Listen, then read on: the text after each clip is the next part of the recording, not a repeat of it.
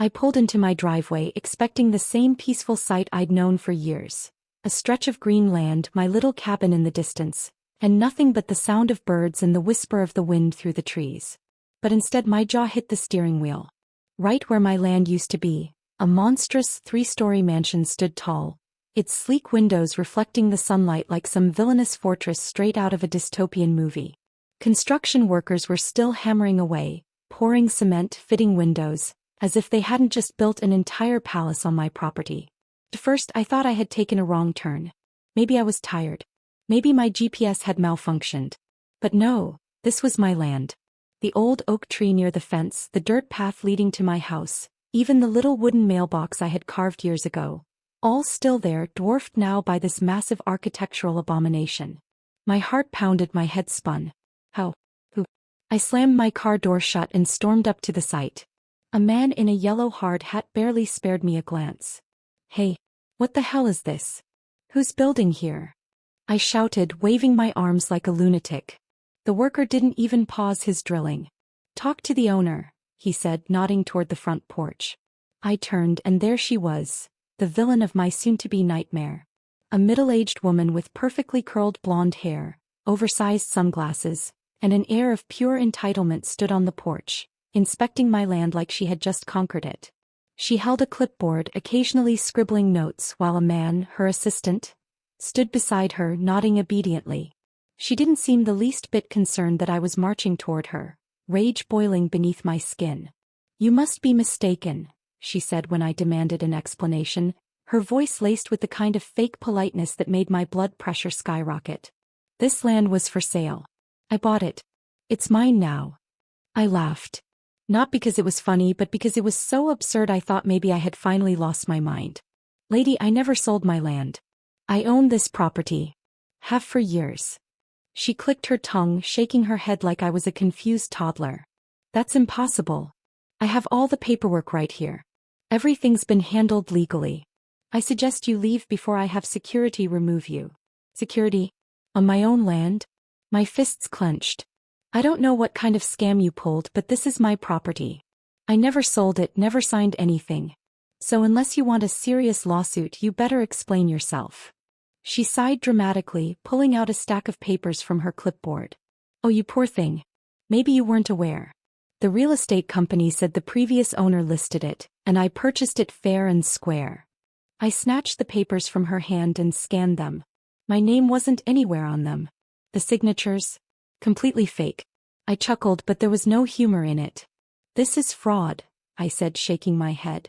I don't know who sold you this, but they lied. And if you don't stop this construction, you're going to regret it. She laughed, a short, sharp noise that made my stomach churn. Oh, sweetheart, I don't regret things. I make things happen. I'm the president of the Willow Heights HOA, and nothing gets in my way. I had heard of Willow Heights, a gated community notorious for its insane HOA rules, where people got fined for having the wrong shade of grass. But that was miles away. What the hell was an HOA president doing building a mansion on someone else's land? And what exactly do you plan to do about it? She added, her smirk widening. Take it up with your lawyer? Honey, I have 6 of them on speed dial. I suggest you move along. This property isn't yours anymore. It took every ounce of restraint not to grab her clipboard and fling it into the dirt. Instead, I took a deep breath, stepping closer so she could hear me loud and clear. You made a big mistake, lady. This isn't over. I turned on my heel, heading straight for my car, ready to fight. The next few days were a whirlwind of calls to lawyers, city officials, and anyone who would listen. My ownership was crystal clear. I still legally owned the land. No records showed a transfer. The sale was completely fabricated. Then came the real bombshell. Not only had Karen built her mansion on my land, but she had also used her own HOA's funds to do it. The HOA members, who had no clue what was going on, had been paying for this monstrosity through hidden fees and increased dues. That's when I knew. This wasn't just some rich lady overstepping her bounds. This was fraud on a massive scale. But Karen, she didn't seem worried.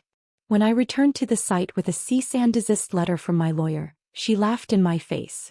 Oh, you think that matters? She said, waving the document around like a joke. By the time the courts figure this out, my house will be built and you'll be long gone. That was the moment I stopped playing nice. You don't get it, I said, stepping closer. You're not just losing this mansion. You're losing everything. Your money, your reputation, your power. And when I'm done, you won't be able to buy a shed, let alone a mansion. She scoffed, flipping her hair. We'll see about that. Oh yes. We would. Because what she didn't know. I wasn't just coming for my land. I was coming for her entire empire. I woke up the next morning with my phone buzzing on the nightstand. I groggily reached for it, expecting maybe a call from my lawyer or some update on the legal mess Karen had dragged me into. Instead, it was something that made my blood run cold. A formal eviction notice, with my name on it. For a moment I thought it was a prank. Some kind of absurd joke. But as I read the document, my stomach twisted into a knot. According to this, I was illegally occupying land that now belonged to Karen. She had gone ahead and filed a claim that I was the trespasser. It was signed, stamped, and issued by the local zoning office. I bolted upright, barely registering the ache in my muscles from the stress of the past few days. There was no way this was real. I owned this land. I had proof. I had the damn deed. Yet somehow, Karen had manipulated the system to make it look like she was the rightful owner. And now I was being threatened with legal action if I didn't leave my own property. I jumped into my truck, gripping the steering wheel so tight my knuckles turned white. The moment I pulled up to my land, or what was left of it, I could see Karen standing there, arms crossed, watching me with the smuggest expression imaginable. "Good morning," she chirped, tilting her sunglasses down just enough to meet my eyes. "I assume you got my little letter?" I clenched my jaw so hard I thought my teeth might crack. "What the hell is this, Karen? You're trying to evict me from my land." She let out an exaggerated sigh, as if she was so exhausted from explaining the most basic things to someone beneath her. "It's not your land anymore, dear. I told you I bought it. The zoning office agrees. You really should just accept it and move on." I stepped closer, shoving the papers in her face. "This is fraud. You think you can just file a fake claim and make it real? The court will eat you alive." She raised an eyebrow, completely unfazed. "You mean the court that takes years to resolve land disputes? By the time they even look at this case, I'll be settled in and you'll be long gone." I had never wanted to strangle someone so badly in my entire life. "I have proof, Karen. I never sold this land. Your fake documents won't hold up." She smiled, tilting her head. "Maybe. Maybe not. But until that's decided, you're legally trespassing. And if you don't leave..." She pulled out her phone and tapped the screen a few times. "Well, let's just say the police aren't as patient as the courts." I barely had time to react before the sound of sirens filled the air. My head snapped to the road just in time to see 2 squad cars pulling up. My stomach dropped. I stood there, seething as the officers stepped out. One of them, a middle-aged guy with a mustache, looked from me to Karen and then at the mansion behind her. "All right, what's going on here?"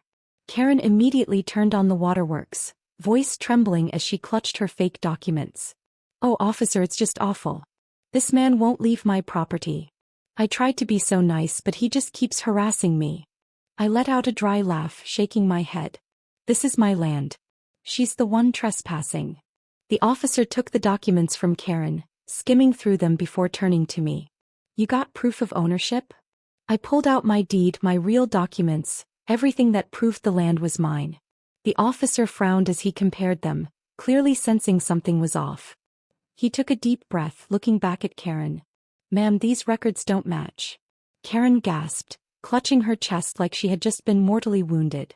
"I can't believe this. Are you really going to take the word of some random man over me? I spent millions on this house." The officer rubbed his temples. "This is a civil matter. You two need to take it to court." Karen's face twitched at that. She had expected the cops to just toss me off my own land. She hadn't planned for them to be reasonable. I crossed my arms, glaring at her. "Looks like your little plan didn't work." She recovered quickly, flipping her hair. "Oh, we'll see about that." She turned back to the officer, turning on her sickeningly sweet voice again. "I just don't feel safe with him here. Can't you at least issue a restraining order?" The officer's patience was clearly wearing thin.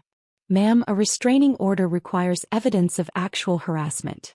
Unless he's threatening you, there's nothing we can do." Karen's mouth tightened. She had lost this battle, but I could tell she wasn't giving up. Not yet. That night, I barely got any sleep. I knew Karen wasn't just going to back off. She was going to try something else and I had to be ready. So I did what any sane person would do. I started digging. What I found was pure gold. Karen had been funding her little mansion project with stolen HOA funds.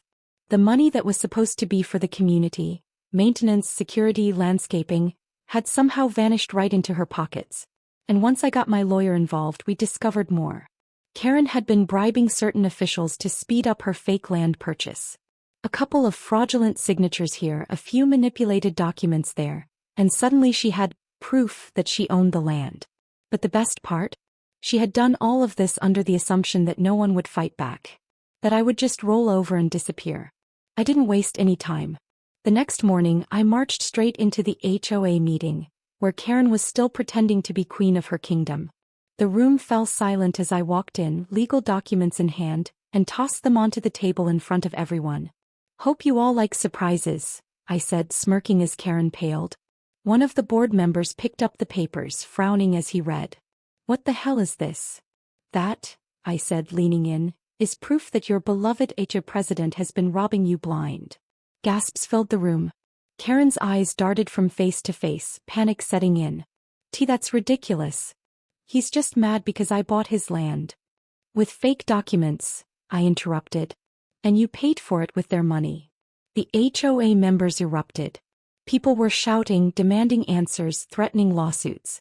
Karen tried to regain control, but the tide had already turned against her. As security escorted her out of the meeting, her shrieks of protest echoing through the hall, I smiled. This wasn't over. Not by a long shot. But the fun part? Watching Karen's empire crumble in real time. Karen's world was unraveling faster than she could keep up. The HOA had turned against her, the fraud investigations had begun, and her carefully crafted empire of lies was collapsing like a house of cards in a hurricane. But did she back down? Did she finally accept the consequences of her actions? Of course not. Instead, she doubled down, insisting it was all a misunderstanding, a smear campaign, an attack against her success. She went on social media posting long, self-righteous rants about how she was the real victim. She whined about how jealous, small-minded people were trying to ruin her, how she had done nothing wrong, how she had legally acquired everything. Meanwhile, the reality was setting in. Her mansion, the one she had so confidently built on my land, was no longer hers. The legal system was catching up with her, and the judge had already ruled in my favor. The property was still mine, and she had exactly 1 week to vacate. The best part? Since the HOA funds were used fraudulently to finance the construction, she was now facing multiple lawsuits from the very people she once ruled over with an iron fist. But Karen, in her infinite arrogance, still refused to accept defeat. Even as moving trucks arrived, even as court orders were handed to her, she stood on the porch of the mansion, glaring at me like I was personally responsible for every bad decision she had ever made. "You won't get away with this," she spat, her face red with fury. "You think this is over? I will ruin you." I let out a slow, amused chuckle. "Karen, you ruined yourself." She stormed back inside, slamming the door so hard I thought the glass might shatter. I half expected her to barricade herself in, refusing to leave, but reality eventually won over her delusions. 2 days later, she was gone. The mansion, my land, was finally empty. I could have torn it down. After everything she had put me through, after all the stress, the legal battles, the headaches, it would have been satisfying to bulldoze the whole thing to the ground. But then I had a better idea. A petty, glorious, beautiful idea. Instead of destroying it, I decided to repurpose it. Karen had built the mansion to be a symbol of her wealth and status, a shrine to her own ego. So I turned it into something that would make her blood boil. A farm animal rescue. I made the announcement publicly. The once pristine mansion, designed for luxury, would now house rescued farm animals. Cows, goats, pigs, chickens, the works. The massive backyard would be transformed into open grazing land, the grand halls would be repurposed for feeding stations, and the over-the-top living room with its crystal chandelier? That was going to be a barn for baby goats. The reaction was spectacular. The HOA members who had once feared Karen loved it. They thought it was poetic justice that the very mansion she stole was now going to be filled with the sights, sounds, and smells of a fully functioning animal rescue. News outlets picked up the story, and soon Karen's mansion-turned-animal haven was viral. Karen, of course, was livid. She showed up in the middle of the night, screaming at the gates demanding I give her house back. She tried calling the police claiming I was abusing zoning laws, but the permits were all in order. She filed lawsuits, but with her own legal troubles piling up, no lawyer wanted to take her case. She had lost. Completely. And just when I thought things couldn't get any better, the final nail in her coffin came crashing down. The IRS got involved. Turns out Karen's financial schemes went deeper than just stealing HOA funds. She had been hiding income, dodging taxes, and funneling money into shady accounts for years. When the fraud investigations began, so did the financial audits. What started as a land dispute turned into a full-blown criminal case. And so, the woman who once looked down on me, who thought she was untouchable, who believed money and power could let her do whatever she wanted, was now facing serious jail time. The day she was arrested was a day of celebration. People in the neighborhood literally threw a block party, complete with balloons and a Karen's going to jail cake. Meanwhile, at the mansion-turned-animal sanctuary, we had our own little gathering. Visitors came to see the rescue animals, donations poured in, and I sat on the front porch, my front porch, watching as baby goats pranced around what was once Karen's grand entryway. It was perfect. And just when I thought it couldn't get any sweeter, a final hilarious twist fell right into place. The HOA, the very one Karen had ruled over for years, was officially dissolved. The community members, tired of the corruption, the insane rules, and the ridiculous fines, voted to disband it completely. No more HOA. No more pointless fees. No more Karen clones trying to dictate what color people's mailboxes had to be. It was absolute, undeniable karma. Karen had started this war thinking she could bulldoze over me, thinking she could steal my land, manipulate the system, and walk away unscathed. But in the end she lost everything: her house, her power, her reputation, and soon her freedom. Me. I got my land back. I got justice. And best of all, I got to watch the woman who thought she was untouchable crumble under the weight of her own arrogance. As I sat there sipping a cold beer, surrounded by happy animals and an even happier community, I couldn't help but laugh. Karen had tried to turn my land into her dream mansion. Instead, I turned her nightmare into reality.